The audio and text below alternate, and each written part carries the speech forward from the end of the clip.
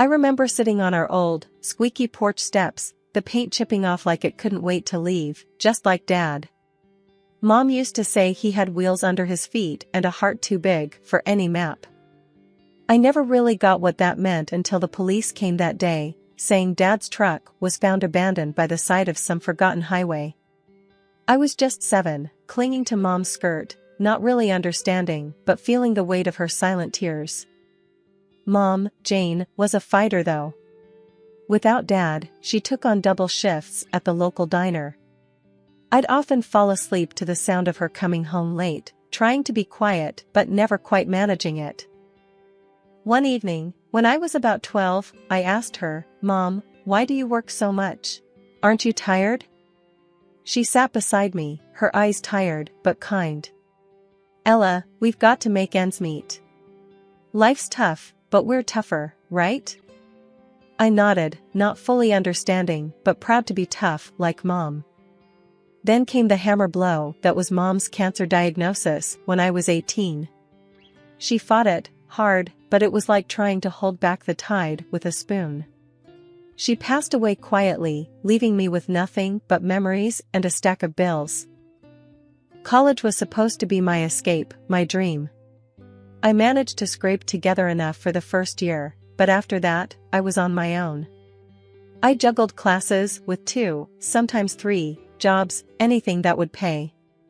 One particularly grueling night at the campus library, I remember breaking down. I was alone, surrounded by books that seemed as heavy as the world on my shoulders. That's when I first met John. He walked over, his eyes full of concern. "Hey, are you okay?" I wiped my eyes, embarrassed. "Yeah, just college stuff." He smiled, a little awkwardly. "I get it. I'm John, by the way." "Ella," I replied, managing a small smile. That's how it all started with John. He was different, kind, and always there, like a steady rock in my turbulent sea. He didn't have much, but he shared everything he had with me, half a sandwich, notes from classes, even his old, battered laptop. We'd sit together, sometimes talking, sometimes just sharing the silence. It was comfortable, safe. I hadn't felt that way since Mom was around. "You know, Ella," John said one day, "you're the strongest person I know. You're going to make it, I'm sure of it." I laughed, a bit bitterly. "Strong? I feel like I'm barely hanging on." That's what being strong is about, isn't it? Hanging on, even when it's the last thing you want to do. I looked at him, really looked at him, and I realized he was right. I was strong, like Mom. And somehow, I knew I'd make it through, with or without wheels under my feet. College life wasn't anything like those fancy brochures. It was hard, gritty, and it tested you in ways you never thought possible. I remember my second year, standing in line at the financial aid office, my stomach in knots. The lady at the counter looked at me like I was just another number. "Next," she called out, not even looking up. "Hi, I'm here about my scholarship renewal." I began, but she cut me off. "If it's not renewed in the system, there's nothing I can do." "Next?" I walked away, feeling a mix of anger and helplessness. That's when I bumped into John again. He was always popping up when I least expected it. "Hey, Ella, everything okay?" he asked, his brows furrowed with concern. I shook my head. "No, not really. Financial aid's a dead end. Looks like I might have to drop out." John was quiet for a moment. "That's rough. But hey, don't give up. You're smarter than half the professors here." I chuckled, despite the gloom. "Thanks, John. I don't know what to do." "Come on, let's grab a coffee." My treat. "You can tell me all about it." That coffee turned into many more. John became my go-to person at college. He had this way of making problems seem smaller, more manageable. We'd sit in the cafeteria, him with his endless optimism, me trying not to drown in my own worries. One day, he said, Ella, you should start looking for a job on campus. Might help with the money situation. I rolled my eyes. You think I haven't tried? It's like everyone's out to get me or something. John leaned in. Not everyone. I hear the library's looking for someone. You're always there anyway, might as well get paid for it. I thought about it. Maybe, but what if they say no? Then we find something else. You're not in this alone, Ella. That's how I ended up working at the library. It wasn't glamorous, but it paid some bills. Between stacking books and serving coffees at a local cafe, I barely had time for studies. But I was making it work, one day at a time. John and I grew closer. He wasn't just the guy who bought me coffee anymore. He was my friend, my confidant. He knew about my mom, my dad, and all the messy bits in between. It was one evening, while closing up the library, that John said something that stuck with me. Ella, you're going to make something of yourself. I just know it. And I'll be here, cheering you on. I smiled, feeling a warmth spread through me. Thanks, John. That means a lot. College was tough, but with John by my side, it felt like I had a fighting chance. He was more than a friend, he was a reminder that some good still existed in this crazy, mixed-up world. After college, life took a turn I didn't expect. John and I got married. It wasn't some big fairy tale wedding, just a small courthouse do, with a few friends and less fanfare. We moved into this tiny apartment that had more cracks than walls, but it was ours. It felt like a fresh start, a new chapter. Then came the problem. John's mom, Mrs. Smith. The woman was a piece of work. The first time she visited our place, her nose wrinkled like she'd walked into a dumpster. This is where you live, she said, her voice dripping with something that was half disbelief, half disgust. I tried to smile. Yeah, it's not much, but we're happy. She snorted. Happy? John, you can do better than this. And what about kids? You can't raise kids in this. John cut in, trying to ease the tension. Mom, we've talked about this. We're not rushing into kids. We're focusing on our careers right now. But she wouldn't have it. Every visit was a new complaint. The apartment's too small. The neighborhood's not good enough. Why isn't Ella cooking more? It went on and on. One evening, after she'd left, I turned to John, frustration boiling over. Doesn't it bother you? The way your mom talks about our life? John, ever the peacemaker, shrugged. She's just worried about us. That's how she shows love, I guess. That's not love, John. That's criticism. There's a difference. He didn't say much after that. It was like he couldn't see what was so clear to me. His mom's words were chipping away at us, bit by bit. Things got worse when she started hinting we should move somewhere better. I lost it one day. John, we can't afford some fancy place. Why doesn't she get that? John looked uncomfortable. She just wants the best for us, Ella.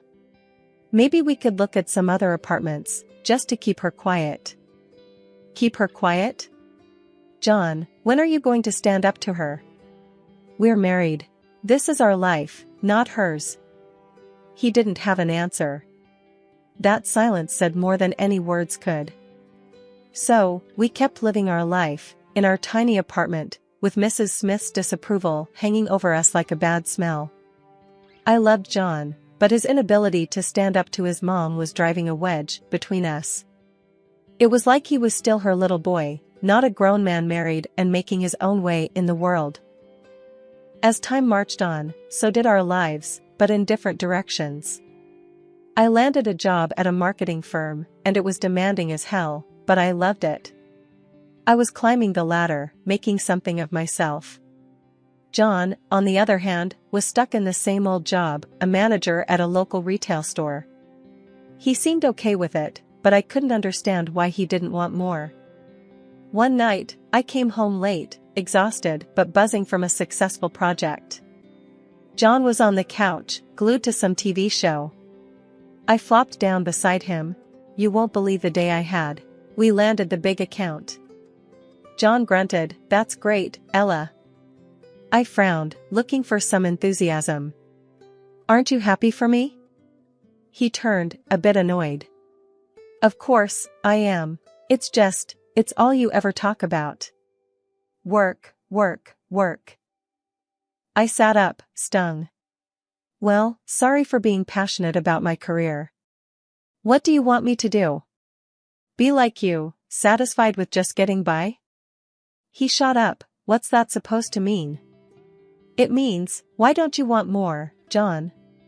Why are you content just being this?" He didn't answer, just stormed off to bed. I stayed on the couch, fuming and hurt. The tension spilled over into everything. Even simple conversations turned into minefields.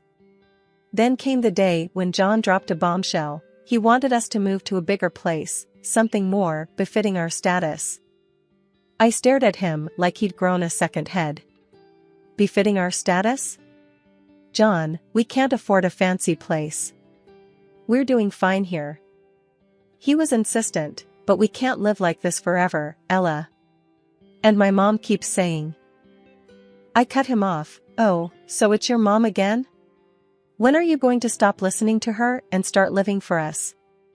John's face turned red. "I'm thinking about our future, Ella. Maybe you should too." That hurt. It felt like he didn't see all the hard work I was putting into building that future. It was like we were on different planets. In the end, we did move, to a house that cost us a whopping 12 grand a month. I could afford it, but it was a stretch. John seemed happier, but every time I wrote that rent check, I felt a part of me scream in protest. We were living in a house that was too big, with a gap between us that was growing wider. I lay awake most nights, wondering how we got here. Was it the money? The jobs? Or had we just changed too much? Just when I thought things couldn't get more strained between John and me, life threw a curveball. John's dad fell seriously ill. It hit John hard. They were close. Overnight, our already fragile routine got upended. One evening, after a particularly rough visit to the hospital, John slumped into a chair, looking like the world was on his shoulders. "Dad's not doing good, Ella. The doctors, they say he needs constant care." I sat beside him, trying to be the supportive wife. "I'm so sorry, John. Maybe we can get a nurse to help?" He shook his head, his eyes distant. "No, I've been thinking. I'm going to take care of him. I'll quit my job and move in for a while." I was stunned. "Quit your job? John, are you sure? What about our bills, the rent for this place?" He snapped, "This isn't about money, Ella. It's my dad. I need to be there for him." I understood, I really did, but the practical side of me was screaming. "And I get that, John, but we need to think this through. We can find another way to help your dad." He wouldn't budge. "No, my mind's made up. I'm doing this." So, he did. John moved into his parents' place, leaving me alone in our big, empty house. Days turned into weeks. I was juggling my job and all our bills, while he was. I don't even know what. Every time I called or visited, it was the same scene. John, either glued to his phone or the TV, looking exhausted and frustrated. His mom, Mrs. Smith, was always hovering, throwing in her 2 cents. One day, I found him sprawled on the couch, a beer in hand, eyes glued to some game. "John, shouldn't you be with your dad?" He barely glanced at me. "He's sleeping." "What do you want me to do, sit and stare at him?" I bit back my frustration. "You could look for a part-time job, help out with our expenses." That got his attention. He sat up, angry. "Really, Ella? You want me to work now? While my dad's lying there dying?" I tried to keep my voice steady. We're drowning in bills, John. I can't handle everything on my own. His mom walked in then, always perfect timing. Ella, John is doing a noble thing, taking care of his father. You should be grateful. Grateful? The word hit me like a slap. Grateful? I'm keeping our lives afloat while he sits here doing, what? Playing caretaker while watching TV and drinking? John stood up, towering over me. You just don't get it, do you? This is family. Maybe if you had one, you'd understand. That cut deep. Too deep. I walked out, the sound of his mom's tut-tuts chasing me. I drove home, tears blurring my vision. This wasn't the man I married. This was a stranger, living a life I didn't sign up for. The days after John's father passed were tough. I expected things might start to shift back to normal, but they never did. John never went back to work. Instead, he spent more and more time at his mom's place, leaving me alone in our big, expensive house, drowning in bills and loneliness. One evening, I came home from work to find John and his mother, Mrs. Smith, sitting in the living room. The air was thick with tension. I could tell something was up. Ella, we need to talk, John said, not even bothering to look at me. I set my bag down, feeling a knot in my stomach. What's going on? Mrs. Smith, who always had too much to say, started, we've decided it's best if John and I live here. We can take care of the rent now. I was shocked. What? This is our home, John. You can't just kick me out. John finally looked at me, his eyes cold. It's not working, Ella. You and me, this life. I need to start over, and Mom needs a place to stay. I couldn't believe what I was hearing. Start over? So, you're just going to throw away our marriage, just like that? He shrugged. It's been over for a while, hasn't it? We're just making it official now. I turned to his mother, and you think you can just come in here and take over my life? Mrs. Smith stood up, her voice sharp. It's for the best, Ella. You and John were never a good match. He needs to be with family now. I was seething. Family? What about me? I'm his wife. John stood up, facing me. Not anymore. We want you out, Ella. The sooner, the better. I looked between them, the betrayal cutting deep. Fine. I'll go. But don't think for a second that this is okay. You're both making a huge mistake. I packed a bag with my essentials, my hands shaking with rage and hurt.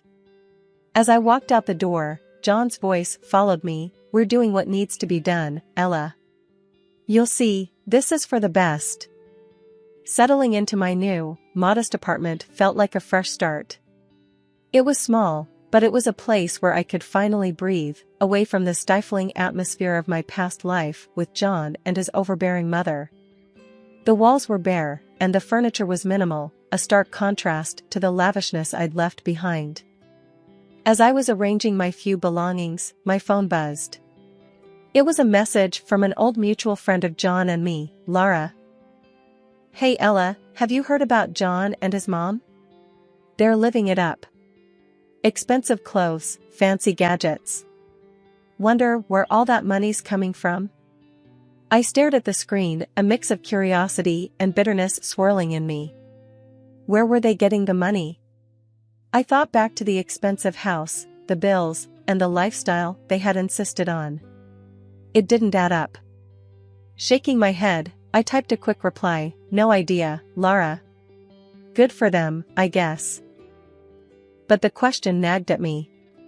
I couldn't help but wonder how they were affording such extravagance, especially after kicking me out and with John not working. A few days later, I ran into another friend, Mike, at the grocery store. He brought it up again. Ella, you won't believe it. Saw John and his mom at the high-end electronics store. They were buying like there's no tomorrow. Heard they even sold their family home. Crazy, huh? I forced a smile. Yeah, crazy. But inside, my mind was racing. They sold the family home? Was that where the money was coming from? As I unpacked groceries in my kitchen, a small, unadorned space that was now my refuge, I couldn't shake the feeling of unease. I was moving on, building my life again from scratch, while they seemed to be living in a world of luxury built on, what? Lies? Deceit? I sat down at my tiny dining table, a second-hand purchase, and let out a long breath. It didn't matter, I told myself. I was out of that toxic environment, free from their twisted dynamics. But deep down, I knew the truth. It did bother me. It bothered me that they seemed to be thriving after throwing me to the curb. I had worked hard for everything I had, while they seemed to be enjoying a life of ease and comfort. As the evening wore on, I found solace in the quiet of my apartment. It was mine, earned through my own effort and resilience. I had lost much, but I had gained something more valuable, my independence, my sense of self. 4 months into my new life, the past came knocking in a way I never expected. My phone rang one lazy Saturday morning, the caller ID flashing John's name. I hesitated but answered. Ella, we need your help. John's voice was shaky, desperate. I sat up, alert. What's happened, John? It's all gone wrong. We got kicked out of the rental house. Mom and we have nowhere to go. I couldn't believe what I was hearing. Kicked out? But I thought you had money? There was a pause, then, the money's gone, Ella. Dad left debts, not inheritance. We thought, his voice trailed off. I felt a mix of emotions, shock, disbelief, and a tinge of satisfaction. Were they really posh all this time, hoping for a rich inheritance? Seriously? It was too much even for my ex-husband. So, what do you want from me, John? We were wondering if, maybe we could stay with you, just for a while, until we sort things out. I laughed, a short, bitter sound.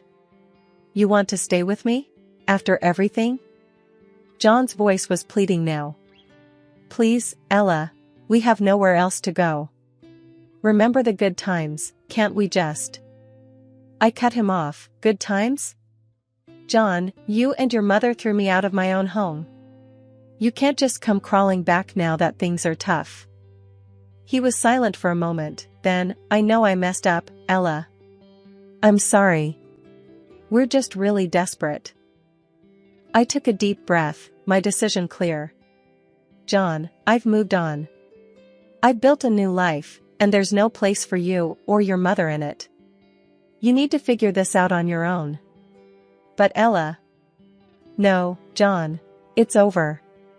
You made your choice, now live with it. I hung up, my heart pounding. I felt a surge of empowerment, mixed with a twinge of sadness. John, the man I once loved, was now just a voice on the other end of the phone, a reminder of a life I had left behind. Later, Laura called me. I heard about John and his mom. Are you okay? I smiled, feeling a sense of peace. Yeah, I'm more than okay. I'm free, Laura. Truly free. As I ended the call, I looked around my small apartment, my sanctuary. It was a far cry from the life I had with John, but it was real, it was mine. I had faced the worst and come out stronger. That night, I realized that this was my new beginning. A life where I was in control, where my happiness didn't depend on someone else. I had lost much, but in the process, I had found myself.